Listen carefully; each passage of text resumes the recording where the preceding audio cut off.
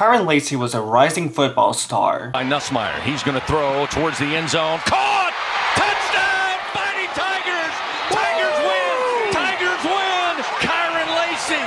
Till one day, a state trooper framed him for murder. Just make sure you add in there that you had to slam on your brakes, and the brakes, like, you know, you had to slam on the brakes to avoid that charger, and the brakes locked up to avoid that charger. That's that lady in the back of me.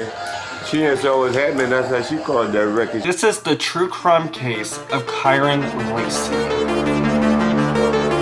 My name is Olan Hulion. In today's video, we are talking about the Kyren Lacy case. He ended up unaliving himself because he was being framed for something that he did not do. If you haven't already, please like and subscribe and hit that notification bell so you can be notified every time I post a brand new video. And please subscribe to my vlog channel at Olan Hulion Vlogs. Disclaimer, this is for entertainment purposes only. I found all of this information from public resources. Please do your own research. All of this is alleged until stated otherwise. Viewer discretion is advised. If I ended up leaving something out, please let me know down below. And now let's get into the video. Kyren Lacy was born on December 27th, 2000 to his father Kenny Lacy and his mother Candace Washington. His father works as a head trainer at BST Academy, which is a skill building center that mainly focuses on basketball development. His mother has many talents. She is a singer, songwriter, and performer. She also has her master's degree in education, and she is a counselor at a school in Houston, Texas. Kyren was raised in a small town named Thibodaux, Louisiana. Y'all, when I was doing research on this case, I saw Thibodaux and I was like, oh my god, like one of my college friends is from Thibodaux. So I texted her, I'm like, hey, do you know who Kyren Lacy was? Like, did you go to school with him? She texted me back, she goes, Olan, my last name is Thibodaux. You know what? At least whenever I heard Thibodaux, I thought about you. Thibodaux is about an hour away from New Orleans. Kyren has 5 siblings. I wasn't able to find much information on his siblings, but I was able to find that he has 2 little brothers for sure. Like, I know this for a fact. His brother Jaden was born in 2011 and his other brother Liam was born in 2016. And he has 3 other siblings by his father. I think he has a sister and 2 other brothers, but I'm not sure. I couldn't find much about them. According to reports, his little brothers are focusing on developing talents in sports, dance, and arts. It kind of seems like his mom is making sure like his brothers are well-rounded, and I'm pretty sure they're as talented as Kyren was, and I'm sure they're destined for great things. His father described him as someone that lit up the room with his energy, and he was a kid at heart. His teammates also described him with a lot of energy, but also like very ambitious, and like he was like very passionate about what he was doing. Kyren later on went to Thibodaux High School. As a senior, he had 54 receptions for 864 yards and 18 touchdowns. He ranked as the 10th wide receiver in Louisiana for the class of 2020. He committed to University of Louisiana at Lafayette to play college football as a 3-star recruit, declining offers from Houston, Louisiana Monroe, Louisiana Tech, Miami, and Virginia. As a freshman at the University of Louisiana Lafayette in 2020, Lacy played in 11 games and had 28 receptions for 364 yards and 4 touchdowns. In 2021, he played in 13 games and had 22 receptions for 304 yards and 6 touchdowns. After 2 seasons, he transferred to Louisiana State University, LSU. He started 2 of the 14 games his first year at LSU in 2022, recording 24 receptions for 268 yards. Lacy started 10 of the 13 games and had 30 receptions for 558 yards and 7 touchdowns. He returned to LSU for the 2024 season as the #1 receiver. In the 2024 season, he had 58 catches for 866 yards, tied for the SEC lead with 9 touchdown receptions, and was a second-team All-SEC receiver. On December 19th, he announced his plan to declare for the 2025 NFL Draft. During his college football tenure, Lacy caught 162 passes for 2,360 yards and had 26 touchdowns in 64 games. I'm assuming all these stats are good for him to declare for the NFL. I'm not sure. I don't know enough about football. The only time I actually like watching football is if I'm there in the stadium watching. So, like, I don't know what any of these stats means. If you know, let me down below. He was slowly working his way towards being a star athlete, if you will. Like, he wanted it so freaking badly. But 2 days before he declared for the NFL, everything changed. On December 17th, 2024, he allegedly, before 12 o'clock p.m., the preliminary investigation revealed a vehicle traveling south on LA Highway 20 entered the northbound lane in an attempt to overtake other vehicles while in a marked no passing zone. At the same time, a northbound vehicle came to a stop to avoid a collision with the passing vehicle. A 2017 Kia Cadenza, also traveling north, swerved left to avoid the stopped vehicle but crossed the center line and collided head-on with a southbound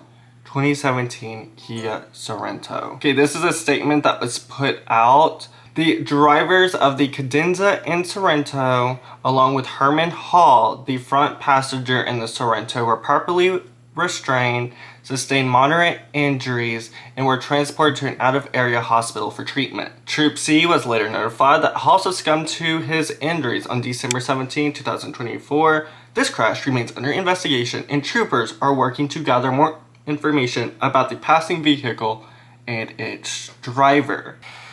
Reports from police say that Kyren was passing 4 vehicles at a high rate of speed and a vehicle slammed into another. Kyren fled the scene without offering any help or aid. The investigation revealed that the crash occurred as a 2023 Dodge Charger was traveling south on LA Highway 20. The driver of the Dodge, later identified as 24-year-old Kyren Lacy of Thibodeau, recklessly passed multiple vehicles at a high rate of speed by crossing the center line and entering the northbound lane while in designated no passing zone, as Lacy was illegally passing the other vehicles. The driver of the northbound pickup truck abruptly braked. Remember that. Abruptly braked and swerved to the right to avoid a head-on collision with the approaching Dodge. Traveling behind the pickup was a 2017 Kia Cadenza, whose driver swerved left to avoid the coming Dodge Charger.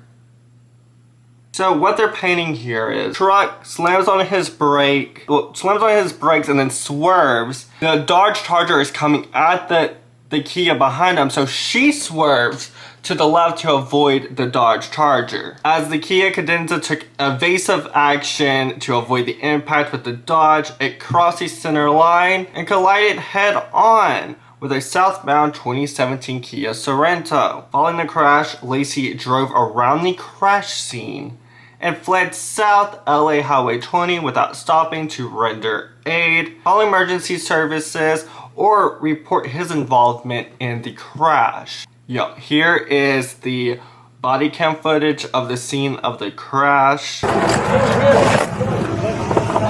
natural instinct to turn and then she had no choice. Head on. Did you see a green Charger flying that way? A green Charger that going that way? There was a green Charger. There was a green Charger that caused all this. SRT8, he caused all that. He went to pass the cars way back there, sir. The green Charger collided with these cars? He went right He went around that truck, okay? He was passing up with her right now, and she had no choice. She hits the pole. She gets this. How are they injuries? What are she they? got a broken ankle. She got a broken ankle. And two and back injuries and then stuff like that. You said something about a green Charger. Who told you something about a green Charger? I'm down 18 wheeler right there, sir. Okay, so you saw it. I saw it. What did you see happen? He went to pass him. I say when he went to pass me cars back there. He was back there around around the curve, all right? Okay. All right. Hey, he come down, right? When he come down, I got Mr. Dennis' number. He was the car that was in front of her.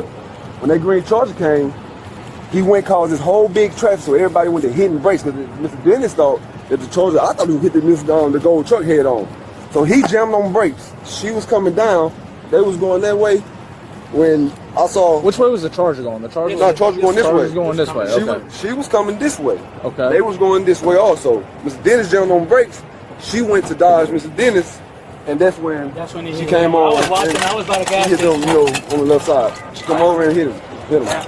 Which 18 wheel were you driving? The red one, right there. So the Charger, I guess, passed you up? The Charger beeline, it was cars behind me because I'm taking my time. And the Charger was passing all these cars in this everybody. lane? And so almost hit this one head on? No, he almost hit, it was a gold truck. I got his number right here. That's why I took his number and his name. Almost hit the gold truck head on? Yeah. So the gold truck, what did the gold truck do? The gold truck in his area right here. The gold truck slams on his brakes? Slams on brakes to stop the Charger. The Charger swerves back in. Okay. And cut somebody else off, whoever was behind them. Okay. But then the Charger, he swerved in front of them. They slammed on brakes, and by this time, Mr. Dennis coming, he slips through, right? Okay. As he slips through, she's coming. She like to round the back of Mr. Dennis, the gold truck. That's what I'm saying. She almost hit the back of Mr. Dennis. Yeah, Mr. Dennis. Was Mr. Dennis's truck hit? No. He was missed. So what does this car do? It just swerves out the way to avoid hitting Dennis. So because I was watching it too. She turned the wrong way. Yeah. Instead of going towards the post, she turned this way. Okay, so she turned this way, and then this car was just coming. Yeah. I got you. I got you. And see what happened? The Charger had stopped. There's a green Charger? Yeah. But then when he seen what happened, he almost hit me because he came right here. Hey, ma'am, you okay? It just hurts me. I understand. Are you able to provide me with a statement on what happened? Yeah, she just, first thing I know, she just piled right into me. Okay. Head on. She was trying to pass, I presume. Did you happen to, okay, so you were just driving and she just crossed she was coming this way and just crossed right in front of you? Yes, sir. I know it's hurting right now, but do you think you could just tell me briefly what happened? I just know the truck was stopping on brakes. The other car was trying to pass the other car. I was trying to dodge by not hitting them by coming around. Okay. You remember how fast you were going? The speed limit. Okay. Okay, before we go any further, this is the man that died in the crash. His name was Herman Hall. He was 78 years old. He was a Marine veteran. Is remembered in photos from beloved moments that are now cherished memories. The doting father, grandfather, and American hero served 2 tours in Vietnam, proudly fighting for his country. He loved to garden. He loved to ride his bike. He used to ride his bike like 28 miles a day. I don't know. He just told great stories. He loved his family. He loved his friends. His daughter, Heather Dickerson, remembers a happy home and a magical childhood. He's a hard worker. He gave us a great life. They were coming back home on Highway 20 near Perez Lane and Shack Bay. State police say a Dodge Charger, swerving and speeding, caused a major crash. Mangled metal is all that remains from the crushed cars, the front ends folding in from the intense impact. Inside the SUV were Dickerson's parents, who were both wearing seatbelts. Dickerson remembers calling her parents moments after the crash happened. She said, "We just got in a wreck." I said, "You just got in a wreck? What are you talking about?" She said, we got in a head-on collision. The car's totaled." And I was like, "Are you okay?" And she's like, "Oh yeah, I'm fine." She's like, "My chest hurts, but maybe it's from the seatbelt or the airbag." I was like, "Okay, well, how's Dad?" And she said, "Well, he's fine. He's complaining that his back hurts." Okay, she's like, "Well, I have to go." And so she hangs up, and I was like, so then she calls me back, and she said, "Hey, they're gonna airlift your dad to UMC." I was like, "Wait, what? Airman? What are you talking about? You said he was okay." She's like, "Oh, well, he will. He'll be fine." So apparently she was in shock. His daughter said, like, when they were at the hospital, the doctors walked out with their heads down, and the doctor said, "Your dad didn't make it.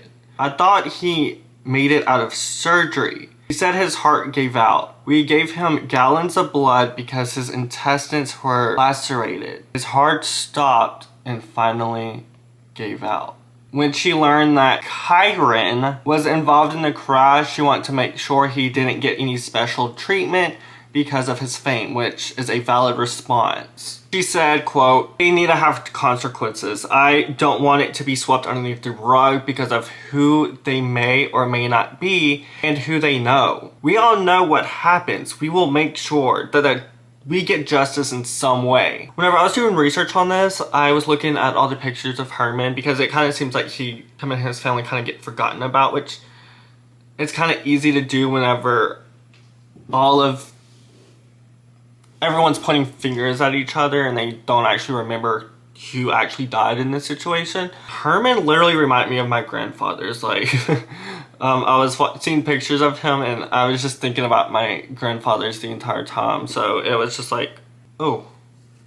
Okay, we're moving on before I start getting sad. On Wednesday, January 8th, 2025, an arrest warrant was issued for Kyren. Friday, January 10th, 2025, the police had contacted Kyren and his lawyer. Kyren was out of town at the time, so on Sunday, January 12, 2025, Kyren met with the troopers and turned himself in. He was booked into La Fourche Parish, I'm saying that's so wrong, correctional complex on charges related to the arrest warrant. He wasn't formally charged, but the arrest warrant was for negligent homicide, felony hit and run with death, and reckless operation of a vehicle. He was jailed for the night and then he was released on a $151,000 bail. Kyren's agent put out this statement: "We are aware of the allegations that have been made regarding Kyren Lacy, and we want to take this opportunity to address them. First and foremost, Kyren is fully cooperating with authorities. We strongly believe that the facts will ultimately demonstrate the truth, but we respect the need for a full and thorough investigation. We recognize that the concern and questions that may arise from these recent allegations. To anyone impacted directly or indirectly, we want to assure that this matter is being taken very seriously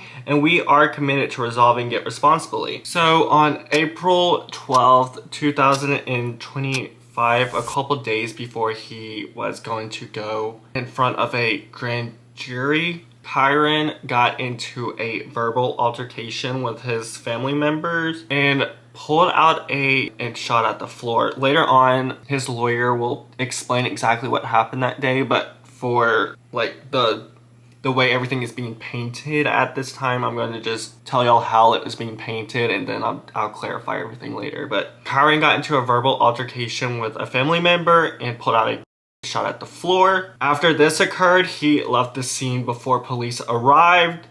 When he was... I don't know why this is making me emotional. I didn't know Kyren. I guess it's just because I feel bad for him and his family. Before police arrived, when he was later spotted by police, they said that he fled an attempted traffic stop and a police chase broke out. The chase lasted several miles, but it ended whenever Kyren got into a crash. He had unalived himself. At the time, they thought it might have been after the crash. Police discovered this when they went to remove him from the vehicle to arrest him, and they pronounced him dead on the scene. It stated that he unalived himself before he crashed. Body cam footage and the car dash cam confirmed that there were no shots after the car crash happened and while they approached the vehicle. His case was set to be heard from a grand jury on Monday, April 14th, 2025. Kyren's attorney, Matthew Ory, issued a statement in response to Lacy's death on Sunday, April 13th, 2025. Kyren was scheduled to have his matter heard before a grand jury tomorrow, wherein we were very confident of the evidence after being fully collected and reviewed would lead to a declination of charges. Kyren was a young man with immense promise and he was crushed under the weight of a irresponsible and prejudiced process. The negative barrage of social media and the circulation of his mugshot by nearly every news outlet rather than a center photo, the recent civil lawsuit filed against him that named another defendant who mysteriously wasn't charged with a crime, only him, and the overall tone of the coverage pointed a deeply biased picture before he ever never had the chance to defend himself. There was never a presumption of innocence, which was exemplified by the NFL pulling his draft card over more accusations without offering him the slightest chance to defend himself. The pressure of the perception likely became unbearable. Let us be absolutely clear. This is far from over. We will be demanding a full and transparent review of how the investigation was conducted and why. Those responsible for this gross miscarriage of justice must and will be held accountable. I will never forget you, number 2, until we meet again. His dad put out a statement saying, young parents, start talking to your kids at a very early age and make sure they are confident and comfortable confiding in you. Don't be cool with I'm alright or I'm good when you know deep down something isn't right. Mental health is real and for the most part, it's invisible. Don't ignore the signs even if they seem small. Check on your kid's mental. On the 14th, his lawyer did an interview. A man was tragically killed in an accident. Let's not twist this any more than it is. Mr. Herman was a good man. There is a proper platform for when those types of things happen. And in this case, it was not and is not criminal court. Let's be very clear on that right now. I will never, ever budge on that position. A grand jury was set today for the whole public to know not once, yet to this day, has anybody ever said anything otherwise than the district attorney's office in Lafourche Parish has yet to this day to accept formal charges. Let that sink in. We were set for grand jury today. I am privy, so much information that no one has. To get a report is a report. You know how many cases we get reports on that ultimately end up in acquittals? This one never even got past a grand jury yet. And they crucified this kid. And when I mean crucified in a manner I cannot describe, I had these talks with him. Or you trying to calm it down, say, man, turn it off, let me take the heat. I got thick skin. You got a problem with me on social media? Come at me. Who cares? They know nothing about this other than what was portrayed in an initial report that they're pieced together. They have no idea what I know now. They have no idea what was about to come out. And ultimately, I assure you, will still come out. In the same interview, he said that he was not going to let this go. So what would be your next step as an attorney?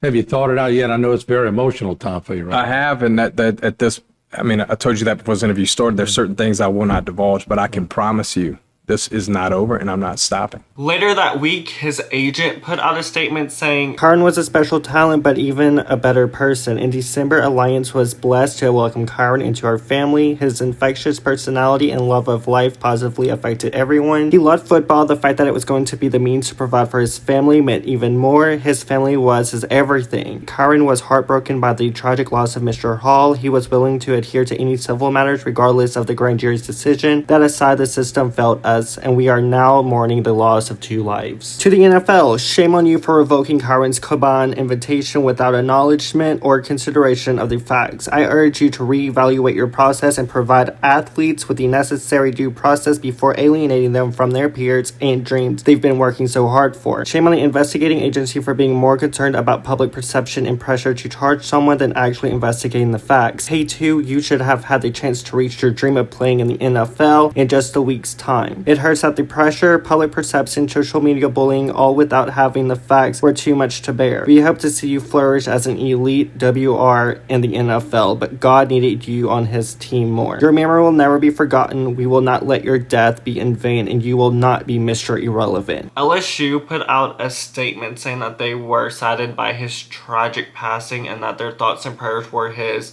friends and family, along the sides with his coaches and teammates. His funeral was held a couple weeks later on April 26, 2025. It was held at David Stouffer Gymnasium at Nicholas, I'm not sure, State University. I watched the whole funeral. It was 3 hours long, and I sat there and cried with them. His aunt got up there, and the first sentence she said had me laughing. Good afternoon, everybody. As some of you may know, some of you may not know, I'm Kyren's aunt. I am Candace's older sister. She already told me I had 3 minutes because I talk a lot. She went on and said that he was the light that lit up the room. His smile light up the room. His siblings got up there. First thing, I want to thank God for having us all here today. Then I want to say I'm thankful for my brother. You know, he was a role model and he was everything. And I'm proud to say he was my brother. And, you know, that's it. When it was his little brother's turn to speak, He had me, like, I was crying with him. All I wanted to say is how much I love my brother.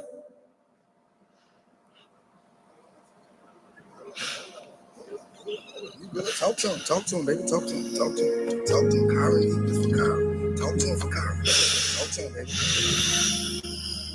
Tell him how much you love your brother. Tell him. He was the best brother I ever had. I thank God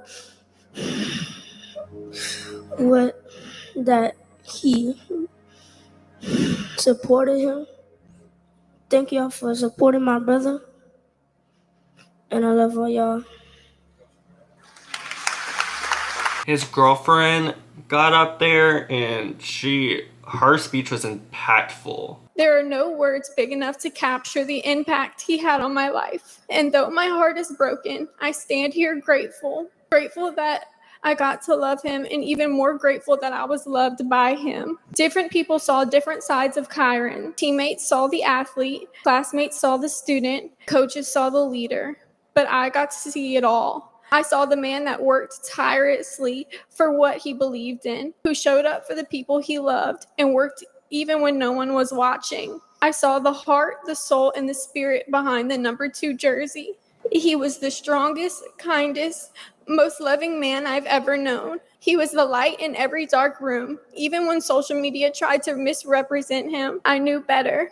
I knew the real Kyren, the one who held me on the hardest days. The one who made me laugh when I didn't think I could smile, who would sneak out late at night just to bring me Whataburger because he heard my stomach growling in my sleep. The one who was thoughtful, generous, and full of love.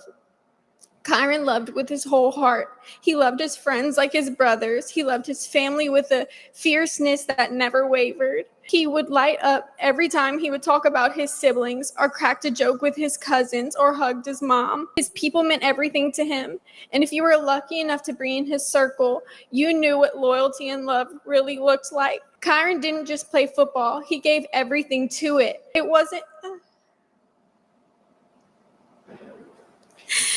wasn't just a sport to him. It was his passion, his purpose, and his sanctuary. I watched him give his time, his strength, and his heart to the game. Every snap, every sprint, and every hit, he gave it his all. On and off the field, he carried himself like a champion, and he led with confidence and strength.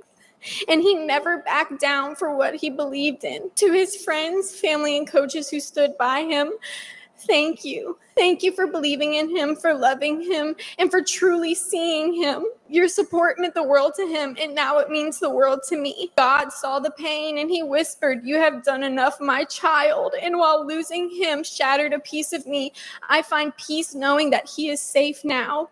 He doesn't have to fight anymore, and he doesn't have to prove himself to anybody. He is free, and he is surrounded by a peace that this world could never offer. If this moment teaches us anything, it's that life is fragile and love is everything. So love hard, speak it, live it, and don't wait. I'll love you forever, Kyren.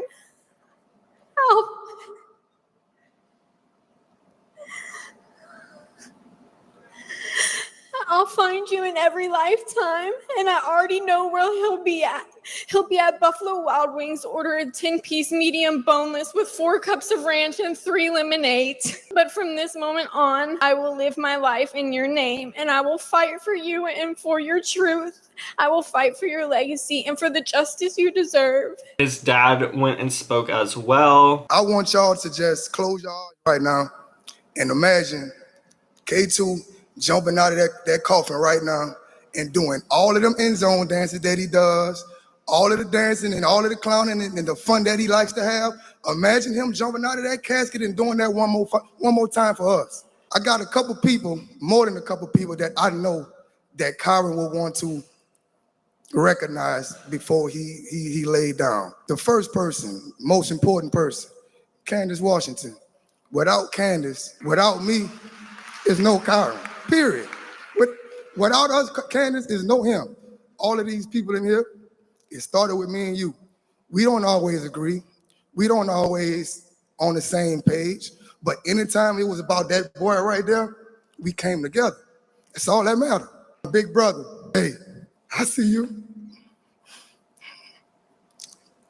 All of the things I wanted to do as a father for my son, a lot of things that I couldn't do financial-wise, because I just didn't have it at the time. But you, no matter what, whatever your brother told you in them secret conversations, remember it and hold it. And remember, hydrate. No, listen. This is the rules that Kyren gave to his brother before he left. Hydrate, drink some water, gotta hydrate. Don't panic. Don't panic, we never gonna panic. And number 3, we never, ever gonna get comfortable. This was his mom's statement. Someone read it for her. I think it might have been his aunt. Kyren, my firstborn, we literally grew up together. We have conquered so many obstacles and persevered through some of the hardest times together. We would lean on each other for strength and comfort. Kyren, you are my hero. We encouraged each other, we loved each other, and we have a bond so strong, not even death can break. Even though death ends a life, it will never end our relationship. I will just learn to relate to you in new ways. I know I will tell you all the time that I am proud of you, but I will say it again. I am truly proud of you. From the moment I held you in my arms, I knew you were special. You came into this world with the light so bright, so full of joy, and so full of purpose. Watching you grow into the incredible young man you became has become the greatest honor of my life. I thank God every day that he chose me to be your mom. Thank you, God, for entrusting me with your precious gift. I wear that title with pride and joy. You are not only my son, you are my sunshine, my laughter, my pride, and my heart. Your smile could turn any bad day around. Your silly jokes, your wild dancing, and your willingness to help anyone in need will be the memories that play in my heart every day. You learn to be humble in victory and grateful in defeat. You've shown the world that your talent is only part of your story. Your character is what truly shines. Until we meet again, my baby, mommy loves you. His best friend spoke. I just want to tell Kyren one last thing. I still believe in you too. I still believe in you, dog. Then his lawyer got up there. He made a point that he wasn't giving up on him and that he was going to clear his name. My job often comes with meeting people at their darkest times. And in those times, a man has an opportunity to show his true character. And I can assure you, Kyren Lacy showed me his true character. You know what nobody knows about? Nobody knows that the first text I wake up to my birthday morning was from Kyren Lacy. Happy birthday, dog. Love you, family. Nobody knows that Kyren would just call to simply say thank you. You think any 24-year-olds I've ever represented in my life have ever picked up the phone to simply say thank you? Never. And you know what's most fascinating? Combine, right? He didn't get that opportunity, but he had the opportunity for Pro Day. And that text that I received about Pro Day from him was asking me to go. And initially, my first reaction is always, they've got to need something legally, right? I thought maybe you want me to entertain scouts about a situation. Not at all. He says, I just want you there, man. Hang out with the fam. You don't get those kinds of things from somebody with a low character grade. So to all those people who think they knew Kyren, I barely knew Kyren. But at his deepest, darkest time is when God chose for me to get to know him, and he proved himself daily. I needed Kyren to hold on for one day, one more day. But as you can see, God needed him sooner. So I say to Kyren, you go do your thing. He needed you more than we did. He certainly needed you more than I did for that Monday morning. But I can promise you this, as he always asks me, Mr. Matt, you got me, dog? Kyren, I promise you, I got you, dog. One of the coaches got up there, and at one point he started to choke up. On Pro Day, you were a little winded. You know, Nuss and I was talking to you, and I wanted to encourage you because I wanted to make sure I put you in the best position so you can be successful. And in my most polite, Coach Hank moment. I pulled you to the side and I told you, boy, you better get your effing mind right. It's time to go. Only because I knew how much you loved this game and how much you wanted it. And because I wanted that for you. But what I didn't realize was on that day,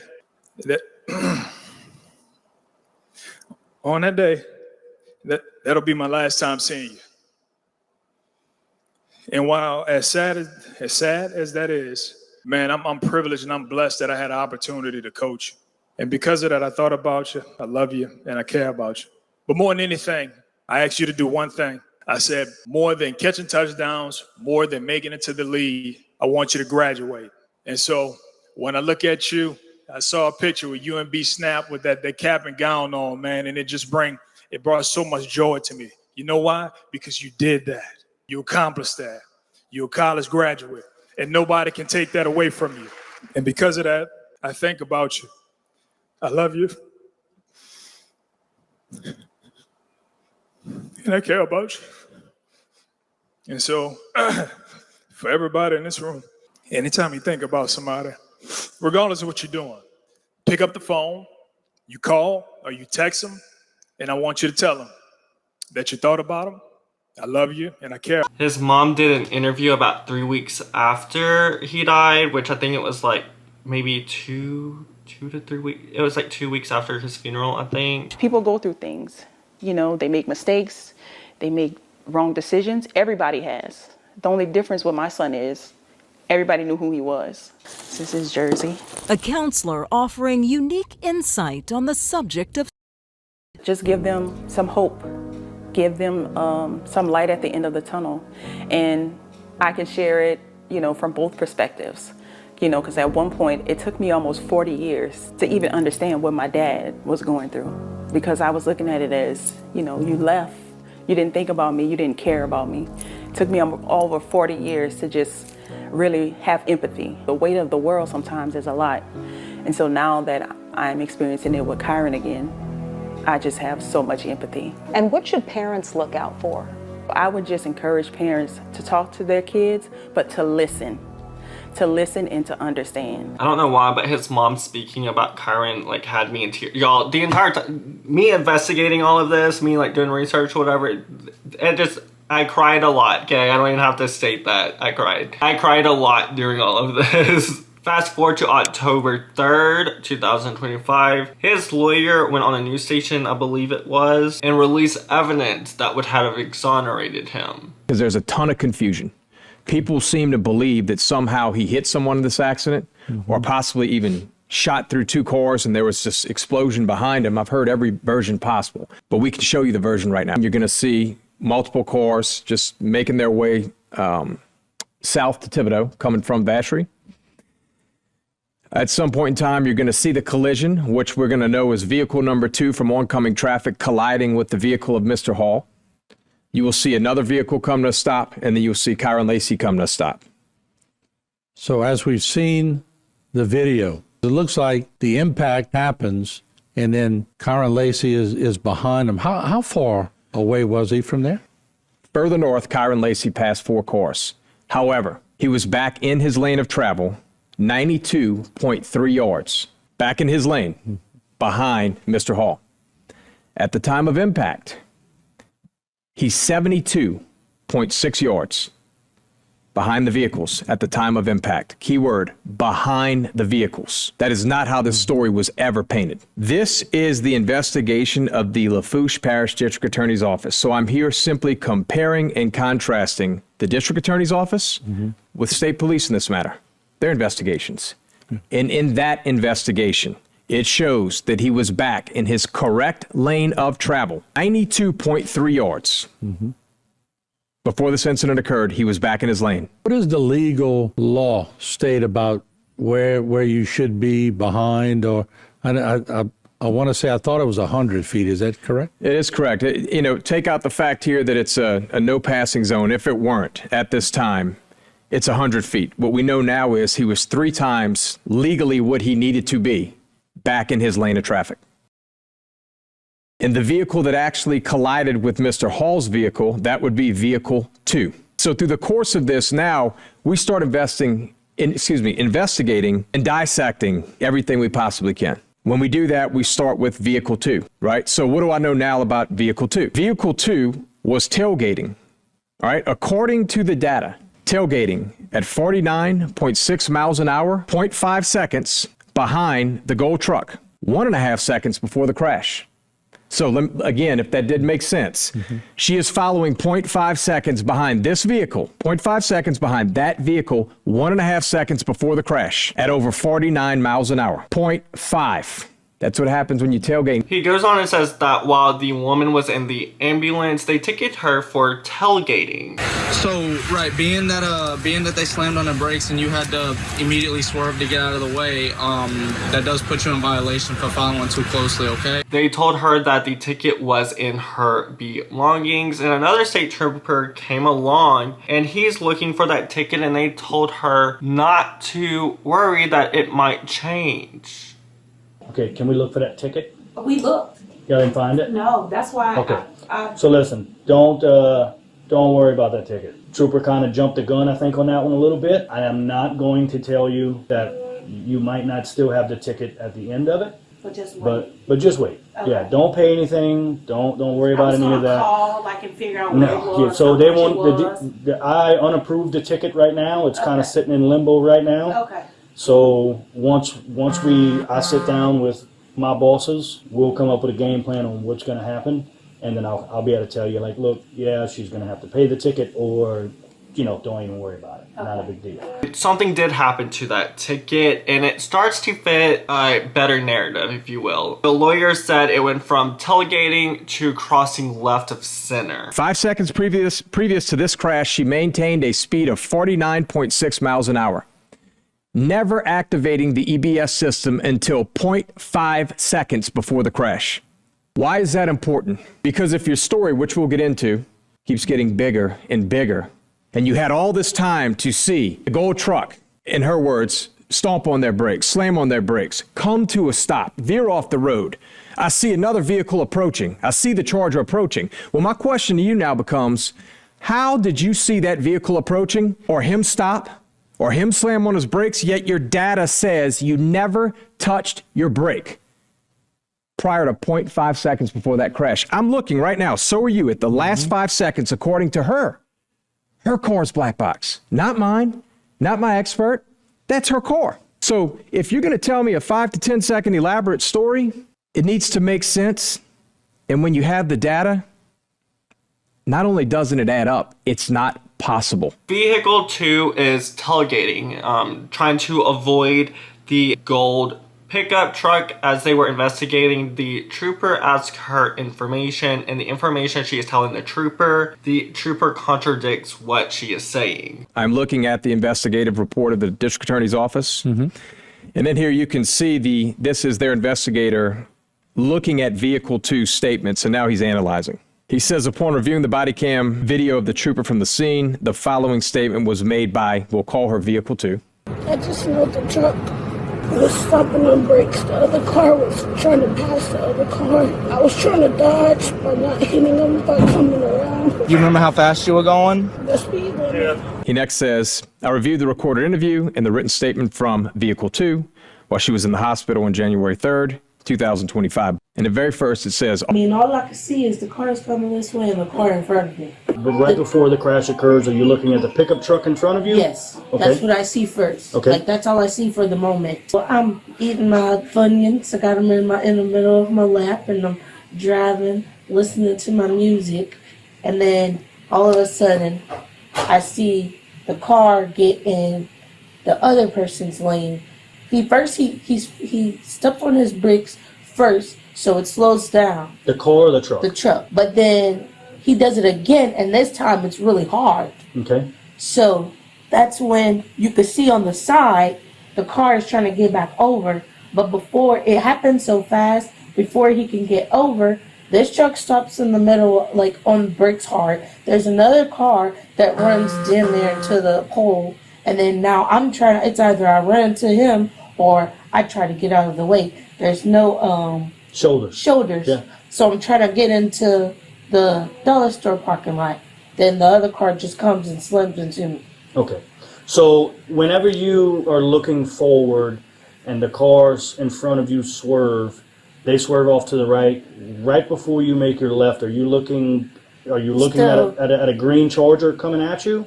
The green Charger came, and then the car came behind me.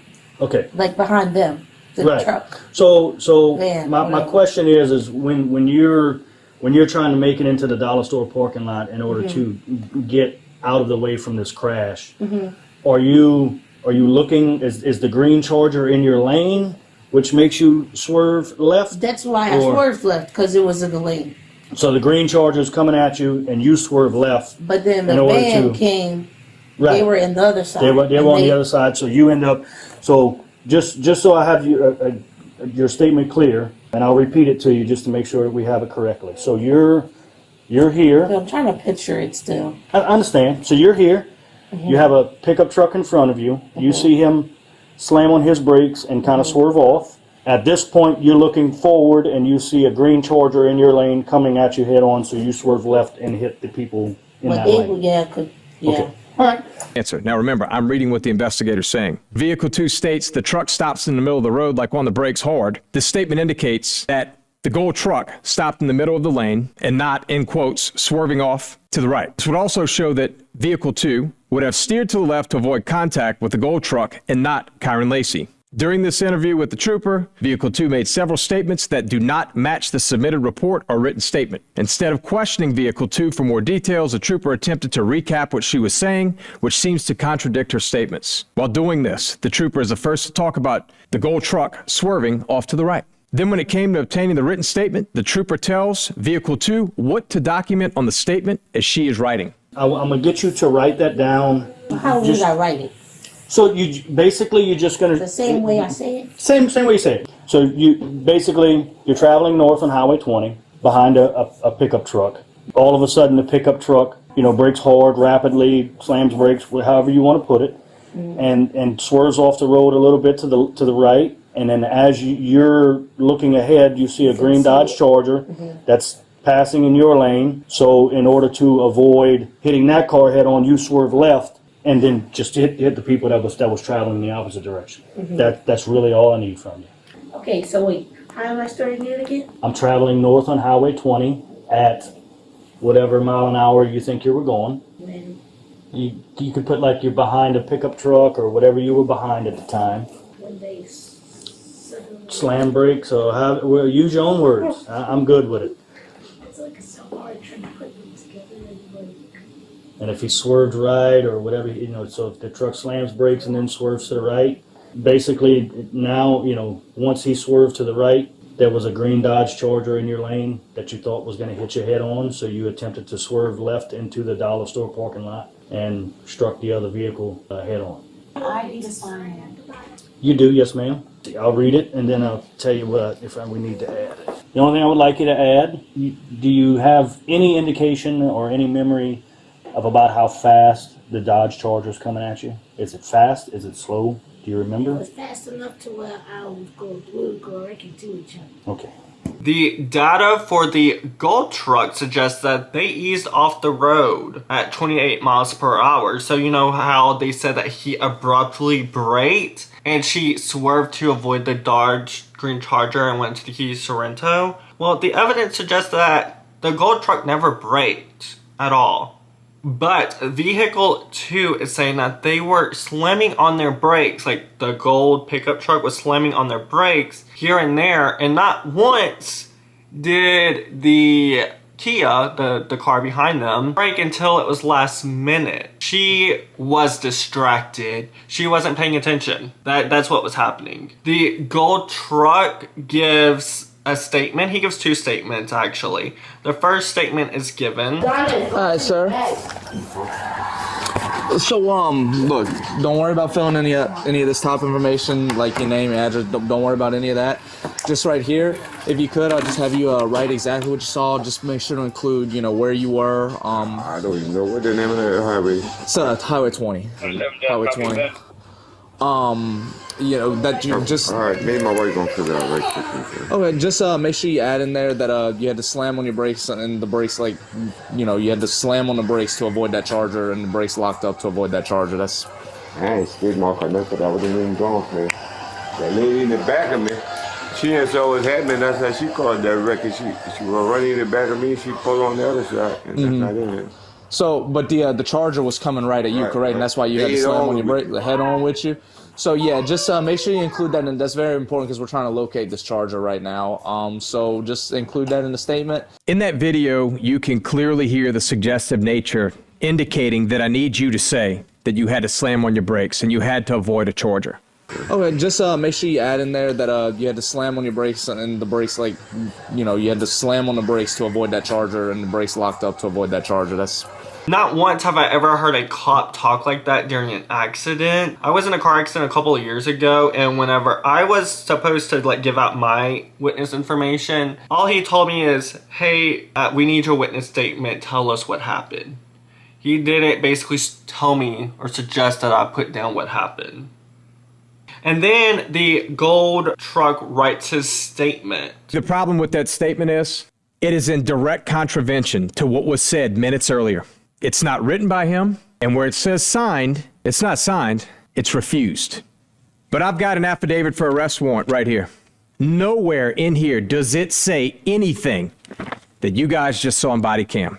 To the contrary, about that vehicle, it says the gold truck took evasive action by emergency braking and driving off the roadway to avoid a head-on crash. It's almost as if the witness wrote what happened and the trooper didn't like it and rewrote it. Y'all, I'm not a handwriter expert, but the fact that his signature was remixed, and if you look at the handwriting of his statement, it kind of looks like the trooper's signature at the bottom. There was another passenger in Kyren Lacy's car. They knew this. They have video footage of this individual getting out of the car. Why didn't you ascertain his identity? Why would you not want to hear the person with one of the best views of this incident? Why would you simply not bring him in for questioning? And I'm sure you talked to him after? Of course I talked to him after. It's exactly what they said. It's exactly what they said. They actually thought at one point in time that she collided with the gold truck. That's the very first thing they told me, that they thought that this vehicle, vehicle 2, was trying to get around the two. As in, slide between them, as in, uh-oh. Yo, whenever I saw this part of the video, I about fell out of my chair because what the actual... The very last line of the report from the district attorney's office says, the evidence submitted in the crash report does not support that Kyren Lacy should have known that his actions were the cause of the crash that happened approximately 72 yards in front of him. In the district attorney's conclusion of the investigation, it was stated... They state in here that they gave the impression that Kyren Lacy was actively passing vehicles when the crash occurred, which is incorrect. He did pass 4 vehicles, but was back in the southbound lane before the crash occurred. And now we know, according to this data, that was 72.6 yards as it's stated in this report. His lawyer said this about him being exonerated. So, in my opinion, this never survives a grand jury. Never, never, ever survives a grand jury. We were 48 hours from that, from this report getting to the grand jury. The interviewer asked about the Houston situation, and this is what happened. Let me just say this. Kyren Lacy went to Houston that Friday with his mind made. He was suffering. There was a point in time that night at his apartment, the apartment that he, his little brother, and his cousin were in. His mind was made. He wanted the keys to that vehicle to, I don't know how to say this, to take his life. Yeah. So it's either you give me my keys and I do this on my own accord, or this is going to go down right here, right now. Obviously, the keys were given. A welfare call was made. Keyword, welfare. Welfare check, right? There was no crime. There's none of that, man. Mm-hmm. No drugs, none of that BS. Kid's mind was made. You know the rest of the story. Wasn't there a shot fired or something? That's how he got his keys. I think that's how you're showing him. And by the way, the shot was fired in the ground on purpose to let them know the seriousness of what was going on in his head. So he wanted their attention. He wanted his keys. They knew not to give him his keys. They knew what was going to happen. But what are you going to do? You going to watch it go down, or are you going to give him his keys? His mind was made. Social media killed him. Killed him. But y'all, his lawyer put 10 toes down and kept his promise. To this day, formal charges were never accepted by the district attorney. This is over. There's no criminal proceeding. Done. This is about making a promise to a kid who begged you to help him. You make a promise, you follow through on that promise. It's nothing more, nothing less to tell the world Kyren Lacy's version. He never got to tell the world his version. In response, Louisiana State Police put their 10 toes down and put out a statement saying, following the crash, Louisiana State Police conducted a detailed investigation with the assistance of crash reconstruction experts and all available information at the time. The investigative findings were reviewed in consultation with the Le Fourchet Parish District Attorney's Office to determine the appropriate charges. The findings then were presented to the 17th Judicial District Court, which approved an arrest warrant for Lacy, who was awaiting a grand jury hearing. The incident resulted in numerous injuries and loss of life. All those involved and their loved ones deserve a comprehensive investigation based on all available evidence. The Louisiana State Police is committed to providing a thorough and objective investigation grounded in science and supported by the facts. LSP relied on the proven methods from forensic analysis, crash reconstruction, and comprehensive evidence review to uncover the full truth. While we recognize that external narratives may arise, often based on selective information, we urge the public to rely on the full body of facts. So, with releasing the body cam footage that I showed earlier, with edit audio, with a whole thing which still contradicts their whole findings. So, at the gas station footage that I'm about to show, the audio is edited to make it sound like the crash happened as soon as Lacy passed, but it didn't.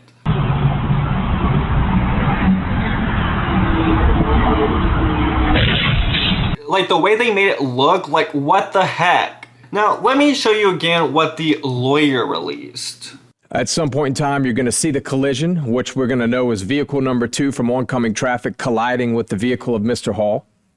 You will see another vehicle come to a stop, and then you'll see Kyren Lacy come to a stop. Y'all, they literally released the clip, and it literally contradicts what they're saying. According to the video timestamp, at 12:03 p.m. and 54 seconds, a portion of the crash can be seen as it occurs. Moments before the crash, the gold pickup truck abruptly veers out of the northbound lane into a business, while the green Charger is approaching in the same lane. Immediately after the crash occurred, the green Charger was observed on surveillance video and by witnesses traveling through the crash scene and continues north on LA 20, failing to stop. Then they go on to say that the woman swerved to prevent hitting the green Charger.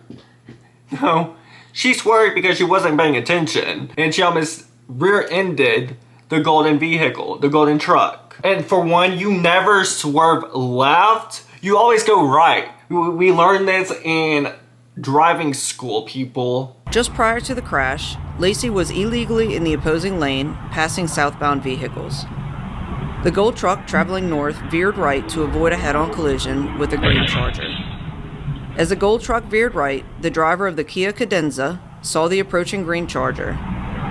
In reaction, the Kia Cadenza driver swerved left into the southbound lane and impacted a northbound Kia Sorento. Additionally, troopers determined that less than 10 minutes after the crash occurred, evidence supports that Lacy's first outgoing phone call was to a Baton Rouge area personal injury and defense attorney. Y'all, that was his brother's dad. That was basically his stepdad. They talked all the time. His father even said at his funeral that he was grateful for him. Like, how are they using that against him? I don't understand. You treated him as your own from day one. There's no words that I can even say to say how much I and Kyren appreciated you. That attorney is his little brother's dad. That attorney is who he talks to all the time. That attorney is one that he games with. They talk 2 to 3 times a week. And most importantly, that attorney was with his dad that day in New Orleans. His lawyer, Matthew Ory, in response to the police, said he was not backing down. At the time of impact, he was 72 yards behind the vehicle. I'm not backing down. I'm not here to hurt anybody. But dang, you're going to come after me for going through this process, well then, you know, that's where we are. Kenny, his father, and his lawyer went on a podcast and discussed how the woman that was tailgating the gold truck was at fault, but that they don't think that she should be charged with a crime, like felony homicide. Louisiana General Attorney that I mentioned, I think like 2 weeks ago in my Roblox lawsuit video, put out a statement saying that she will be investigating Louisiana State Police. What are your thoughts on this case? Do you think Louisiana State Police were purposely framing Kyren, or do you think he was at fault? Personally, I think he was being framed. I don't think the entire department is framing him. I just think they were just standing 10 toes down behind their state trooper. Personally, I think the woman is at fault. She was not paying attention. She literally said she was eating Funyuns. Like, come on, y'all. And then she also stated that she was looking at the gold truck. Like, she didn't see the green Dodge Charger. She was looking at the gold truck. Like, okay.